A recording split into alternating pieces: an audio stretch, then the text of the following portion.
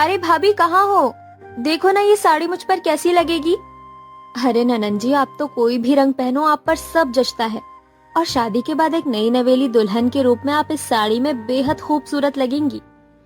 भाभी, अब मैं आपसे क्या कहूँ, मुझे बहुत ही डर लग रहा है। मैं शादी के बाद रोहन के घर में कैसे मैसेज कर पाऊंगी, क्योंकि मैंने तो आज तक रोहन के साथ ही टाइम स्पेंड किया है।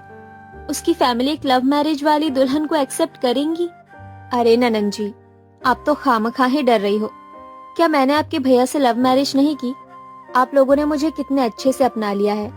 वैसे ही रोहन की फैमिली भी अच्छी होगी और आप हमेशा खुश रहोगी। आज दिव्या की शादी उसके पसंद के लड़के रोहन से होनी है, लेकिन हर लड़की की तरह उसके मन में कुछ सवाल है। उन्हीं सवालों के साथ दिव्या रोहन के साथ शादी करके उसके घर आ जाती है। हाँ बहू, तुम्हारा हमारे घर में स्वागत है। भैया, आप इनसे ही शादी करने के लिए मरे जा रहे थे। जितना कुछ आपने इनके बारे में बताया था, ऐसे तो कुछ खास मुझे नजर नहीं आया। चलो ठीक है, वैसे भी आपकी पसंद है। अनामिका की ऐसी बात सुनकर दिव्या को काफी बुरा लगता है, लेकिन वो कुछ नहीं कहती। गृह प्रवेश करके घर के अंदर आती है। उसके बाद अगली सुबह दिव्या जल्दी उठकर नहा धोकर पूजा पाठ करके सबके लिए नाश्ता बनाती है। तभी अनामिका किचन में आती है। और भाभी, नाश्ते में क्या बना रही हो?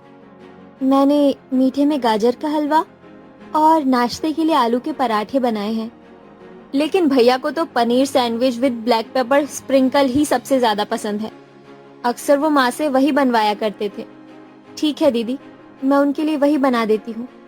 दिव्या बेशक ही शहर में पली बढ़ी थी, लेकिन उसने अपने घर वालों से एक अच्छी परवरिश पाई थी। दिव्या बहुत खूबसूरत होने के साथ साथ काफी संस्कारी भी थी, और शायद इसी वजह से रोहन को दिव्या से एक ही नजर में प्यार हो गया था। लेकिन दिव्या के ससुराल में शायद अनामिका को दिव्या पसंद नहीं आई थी। ऐसे ही अनामिका के कहने पर दिव्या अपने ससुराल वालों के लिए नाश्ता लेकर आती है और रोहन को सैंडविच विथ ब्लैक स्प्रिंकलर परोसती है। अरे वाह दिव्या, सैंडविच, ये तो कब से खाने का मेरा मन कर रहा था। Thank you so much. ये कहकर रोहन सैंडविच खाने लगता है, लेकिन उसके सैंडविच खाते ही रोहन को जोर जोर से छींकें आती है। आच्छू! आच्छू! ये देखकर दिव्या की सास अनुपमा काफी गुस्से में आ जाती है और बोलती है, क्या हुआ बेटा तुझे? अभी तो तू अच्छा खासा था, अचानक तुझे ऐसा क्या हुआ? बहू, इसमें तूने क्या डाला है जो मेरे बेटे को इतनी जोर जोर की छींकें आ रही है? कहीं तूने इसमें काली मिर्च तो नहीं डाल दी? हाँ माँ जी, डाली है। वो आच्छू! ये वो क्या कर रही है? तुझे पता नहीं है क्या कि मेरे बेटे को काली मिर्च से एलर्जी है? अब खड़ी खड़ी सबकी शक्ल क्या देख रही है? जाकर डॉक्टर को फोन करके बुला। कुछ देर बाद डॉक्टर घर पर आता है और रोहन को दवा देकर चला जाता है। माँ, मैं आपको बता दूं कि मैंने भाभी को बता दिया था कि भैया को काली मिर्च से एलर्जी है। पता नहीं फिर भी भाभी ने ऐसा क्यों किया। क्यों री, तुझे क्या जरूरत थी काली मिर्च डालने की, जबकि अनामिका ने तुझे मना ही किया था। देख रही है मेरे बेटे को छींककर कितना बुरा हाल हो गया है। लेकिन माँ जी, मुझे तो अनामिका दीदी ने ही काली मिर्च डालने को बोला था। अनामिका दीदी, आप माँ जी के सामने झूठ क्यों बोल रही हैं? बताइए ना कि सच क्या है। हे भगवान, देखा माँ, कैसे भाभी मेरे पर झूठा इल्जाम लगा रही है। भला मैं ये जानते हुए क्यों बोलूंगी कि भैया के नाश्ते में काली मिर्च डाल देना? भाभी ने तो आते ही मुझे झूठा साबित कर दिया। बहू, तुझे ऐसे झूठ बोलते हुए शर्म नहीं आ रही है? तेरे को आए हुए 4 दिन नहीं हुए और तूने आते ही अपना असली रूप दिखाना चालू कर दिया। दिव्या बहू, मैं तुम्हें समझा देती हूँ कि आज के बाद ऐसी गलती दोबारा नहीं होनी चाहिए, नहीं तो मुझसे बुरा कोई नहीं होगा, समझी? दिव्या बेचारी ऐसे ही चुप रहती है और अपनी सास और नंद की सारी बातें चुपचाप सुन लेती है। ऐसे ही समय बीतता है जहाँ घमंडी नंद अपनी संस्कारी भाभी को नीचा दिखाने का एक भी मौका नहीं छोड़ती। वो हर वक्त कुछ न कुछ गलतियां करती और सभी गलतियों का जिम्मेदार दिव्या को ठहरा देती। ऐसे ही एक रोज की बात है, अनामिका अपने कमरे में कॉलेज जाने के लिए तैयार हो रही होती है, जहाँ वो अपने ड्रेस को देखकर कहती है, आज भाभी को परेशान करने का और माँ से डांट खिलवाने का एक और मौका मुझे मिल गया। ये कहकर अनामिका किचन में जाती है और केचप का बोतल उठाकर अपने कमरे में लाती है और अपने ड्रेस पर डालकर उस बोतल को छिपा देती है और जोर जोर से अपनी माँ को आवाज लगाते हुए रोती है। माँ, कहाँ हो माँ? देखो ना, भाभी ने मेरे ड्रेस के साथ क्या किया।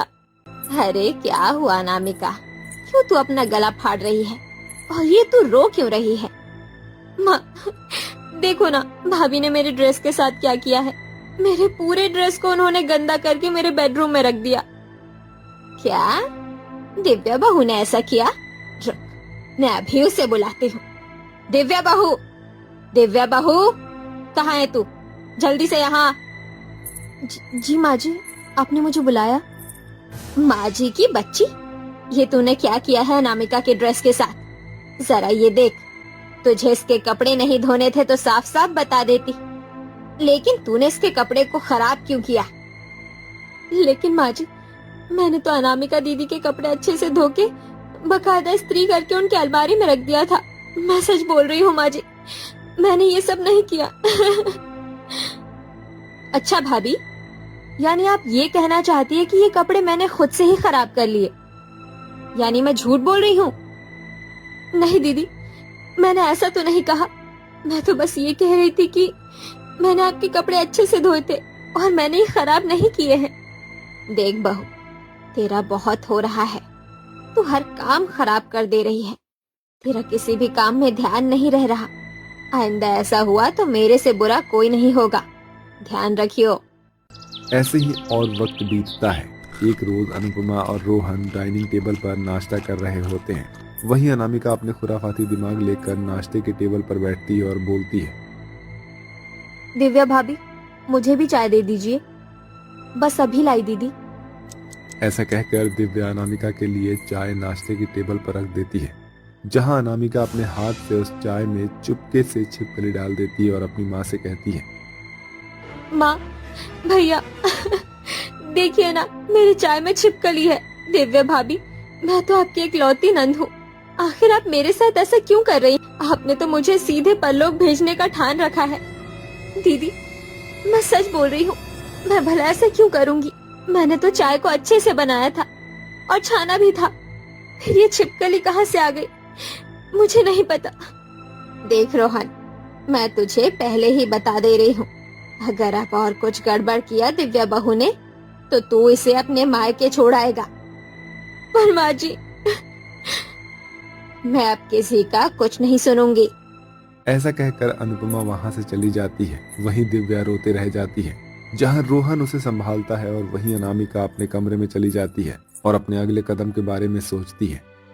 मैं इस संस्कारी भाभी को इस घर से भगा कर ही रहूंगी, चाहे अब मुझे कुछ भी करना पड़े।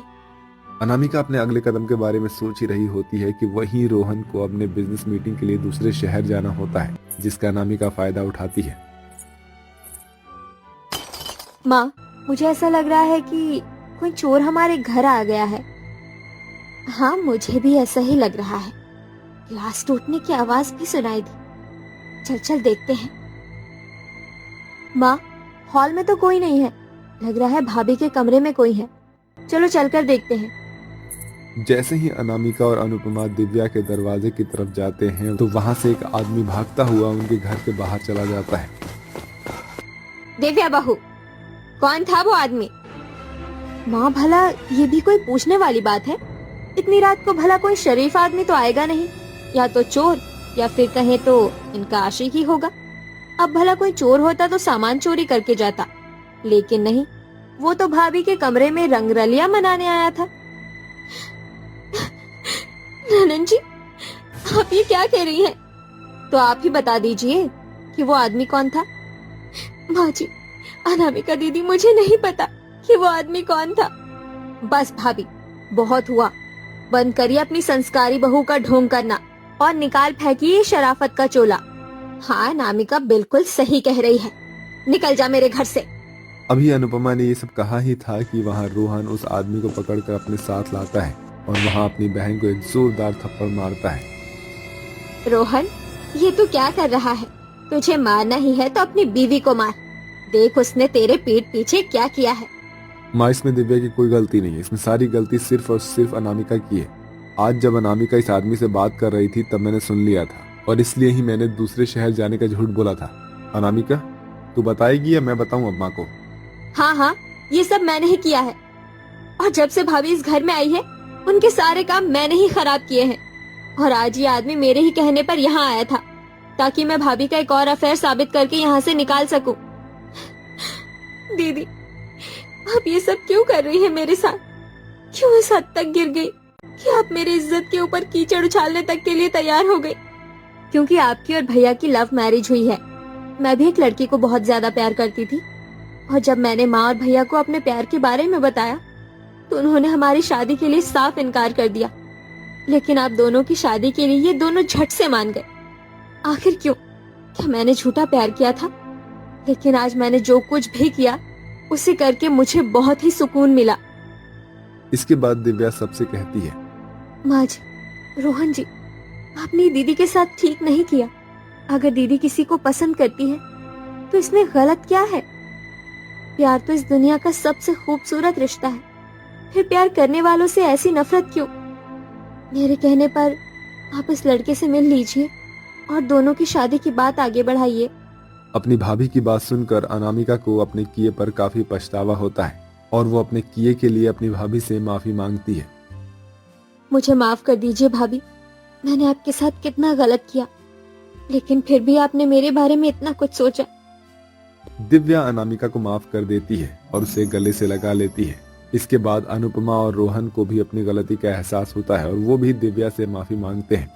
ऐसे ही थोड़े समय बाद अनामिका की शादी उसके मनपसंद लड़के से करवा देते हैं।